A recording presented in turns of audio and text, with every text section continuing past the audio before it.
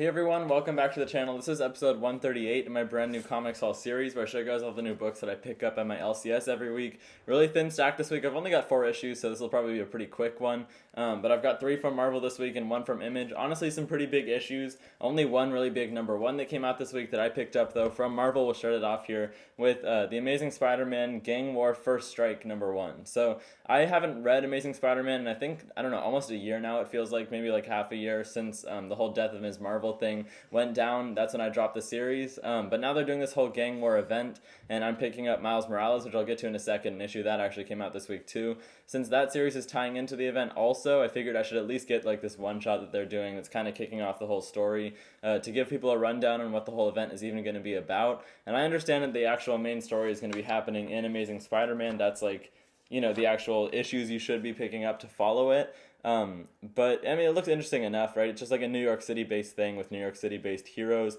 It looks like it's really taking on a gritty approach with a bunch of the crime bosses involved. So I'm seeing like White Rabbit and Hammerhead and people in that kind of same territory when it comes to Marvel Comics. Miles already featured in here, and I noticed that Cody Ziegler actually co-wrote this issue, who's the writer on Miles, right? So I'm not sure how involved he's going to be in the rest of the event. I know he's obviously writing the Miles tie-ins, but I'm not sure about like the main event like this.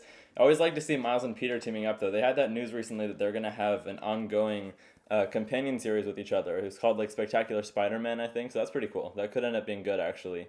Oh yeah, Mayor Luke Cage also involved here. He hasn't really taken much of a spotlight so far as mayor. So I know he's getting his own series that started this week and stuff. So it'll be interesting to give him more of a spotlight since he's taken on a pretty big role as the mayor of New York City lately. And we'll see about this. I might do a review this one if I can find the time tonight, so look out for that. But yeah, just I guess kind of hopping on board to figure out what's been going on in Amazing Spider-Man recently. Next up, though, we've got another one related to Gang War. We've got the tag on there, right? Gang War is coming, so this might be kind of setting it up a little bit. But this is Miles number 11. Cool cover there by Federico Vicentini, but we've got some more guest art in this one.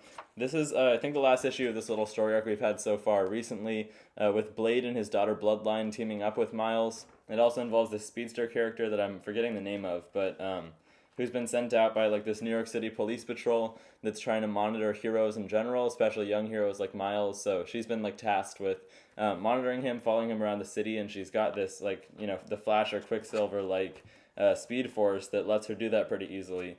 Artwork is looking pretty good in here. It looks similar enough to the main artist's style. I think he's coming on next issue again to do the Gang War tie-ins, and we'll see how that all goes. Hopefully it's disconnected enough for people that aren't getting Amazing Spider-Man like me to still understand without buying the main issues in Amazing Spider-Man, but we'll see. Kind of maybe like a filler arc going on recently. It hasn't really been my favorite. I like the first few issues of the series more than what we've had lately, but we'll see how it continues to be.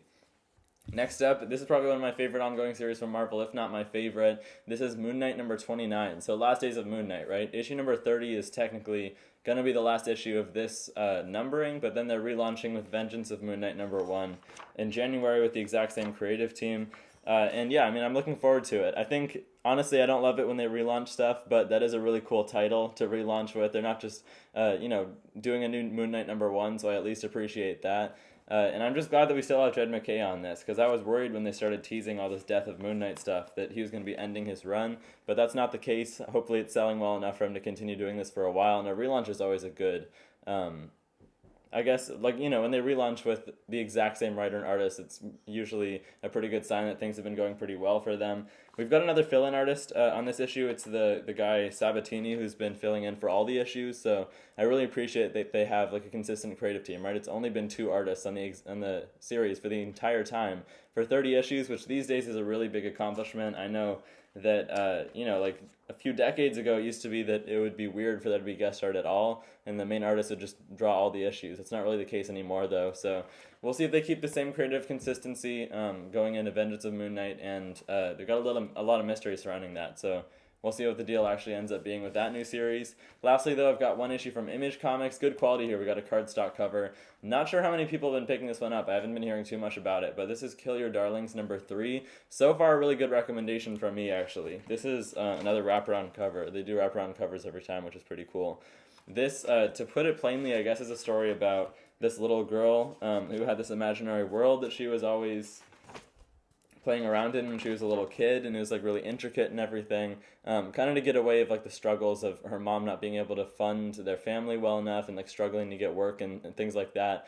It ends up resulting in this tragedy that I won't actually spoil, but now we see her in kind of like a rehabilitation for or like insane asylum for teenagers type location. And now she's like crossing over with her imaginary world. She's having to go back there because there's this evil plaguing it. It's really interesting. It's like kind of blending mature and childish themes in an interesting way. I'm not sure. I mean, we'll see how it continues to be. I'm not sure what their long-term plan is for this. I think the basic premise is kind of interesting in just like a fun way. So I like the artwork also. And the writing is good. It's like the debut of these two writers, right, who used to do a bunch of podcasts and stuff. So I'm liking it so far. This is a recommendation. Maybe just wait till like the first trade paperback to get more of an idea of what this series is going to be like ongoing. But yeah, looking forward to it. So that's Kill Your Darlings number 3. Those are the 4 issues I picked up this week, though. I know it was a pretty small haul, but I'm curious what you guys got. Let me know down in the comments section below. Thank you guys for 600 subscribers, by the way, actually. We just hit that milestone. So if you're not subscribed already, let's try to get to 700 next. Appreciate it, guys, and I'll see you in the next one. Bye.